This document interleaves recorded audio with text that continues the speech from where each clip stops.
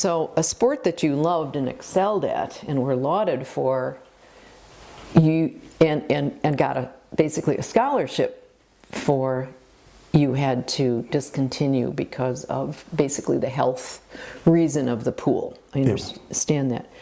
So two issues. You've got the financial, what happened there, and then the loss of something you enjoyed to do.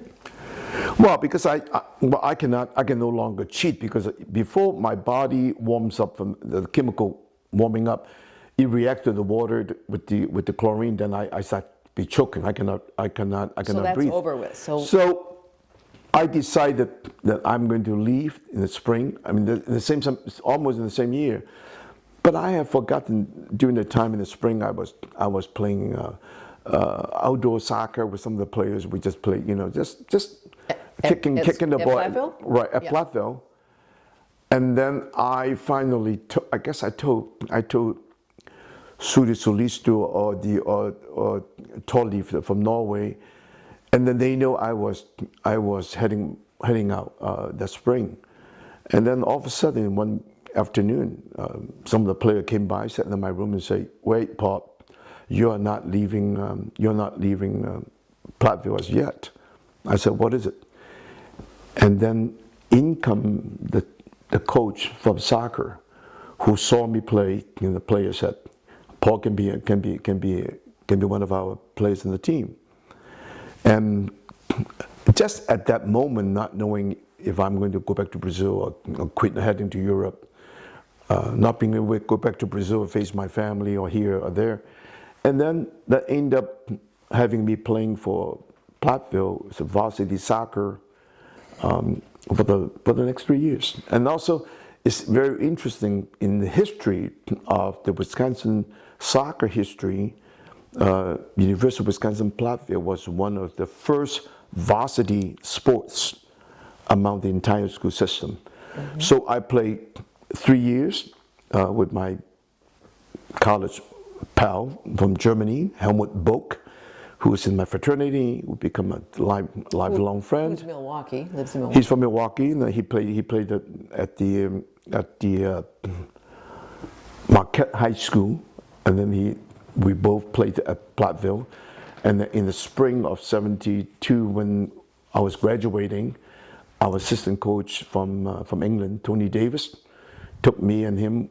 We went into Madison to play a few games for the team called 56ers. And again, just by sheer coincidence, we become one of the early paid semi-pro soccer players.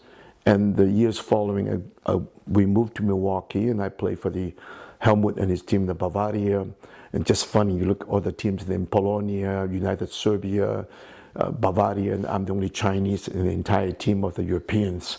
But this is part of the cultural diversity I have from Latin America, Brazil, and also in that 4 years in college, my engagement is my summertime soccer team in Chicago with the Hispanic, the Mexican teams. And when I have a double major, psychology and Spanish, and also my Spanish has since improved with the workers, along with the Mexican players I shared in Sao Paulo in the parks. And your soccer team at UW-Platteville, which was Platteville State University at the time, you all became quite good friends, even lifetime friends. Oh, absolutely. Sulisto is from Indonesia. Toli is from Norway. Pepe Bruza is from Peru, and then we have Salaya Julian from Bolivia, and then we have a wonderful team with Amar Sandhu from Kenya, who was a Sikh, and then the Iranian players. It was very rich. Well, the soccer team plus the international club would become very good friends with the students. Eventually, I become the International Speakers Bureau, sponsored by the history department from Dr. DiMaglio. The whole undergraduate atmosphere was most positive, with the exception that I carried some 28 credits in engineering, D's and F's, not knowing when to drop, or that I can bring my grade point average, but that gave me the motivation eventually to want to finish my master's on a trial basis, just to overcome that part of academia. So you had another social group. Somehow, can you tell us how you ended up getting in the Sig Pi fraternity? Oh. Well, I think that's part of the, again, if you think about what I was interested when I was 16, I wanted to see the Chavantes in the Brazilian tribal groups in Mato Grosso by the Salesians. Well, as of we know today, the Salesians become one of the best ethnic studies in Brazil. It's almost like the same idea. I want to know, what is this American tribe in the college setting? What do they do? Why do they use the Greek name? Why do they model the pledge rituals? It's like a Masonic temple, kind of a mystical, that become part of my interest. More so when you become I was in a sophomore, decided not to live in college campus. All my 3 roommates all belonged to the same fraternity.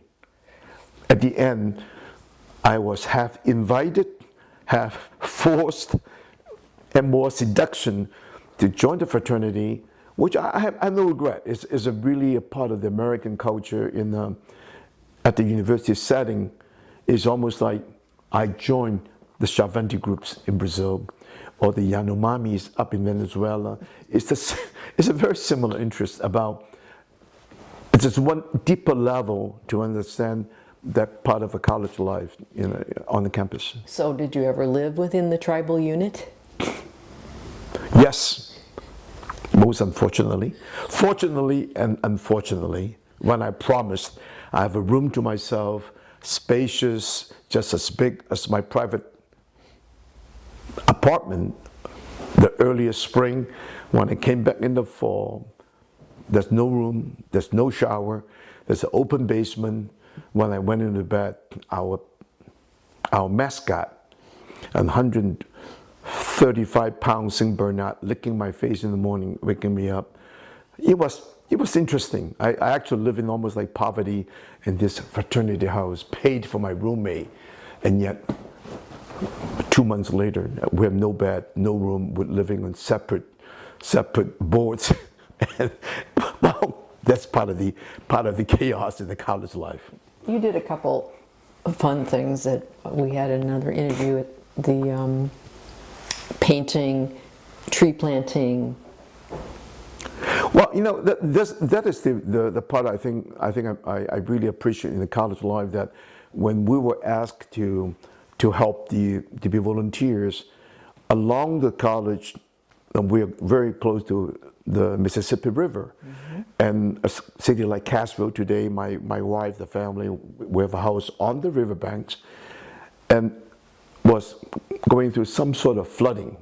So all the Greek society, the fraternity, the sororities, we pledged, we helped to go down the weekends to sand bags and put them in the low areas. Plus, during all that time, we also volunteered to plant extra amount of the baby plants of trees all around the region, the Grand County, to the hills, and to the regions. And also, we participated, the entire fraternity actually, to raise money for the fraternity, some 20, 30 of us, using a full weekend. We had painted the entire cheese factory in Darlington, and we helped. The cheese factory belonged to Paul Raleigh. The family owns the dairy and the cheese factory. And I found that to be fascinating when you have 30, 40 people pledging, working 10 hours, 12 hours, of course provided with a wonderful meal and a wonderful beverage and whatnot. I enjoyed those volunteer work, which had brought me eventually in the future into 37 years of the service club like Rotary. Mm-hmm. And where my wife and I have got 3 of the Paul Harris fellowship, and then I have traveled to China, Hong Kong, Thailand, not China, but Hong Kong, Thailand, Brazil, and Europe to most of the Rotary meetings until a certain time when I saw the Rotary getting up from the meetings. When Obama come up to the speech, I also have departed from it.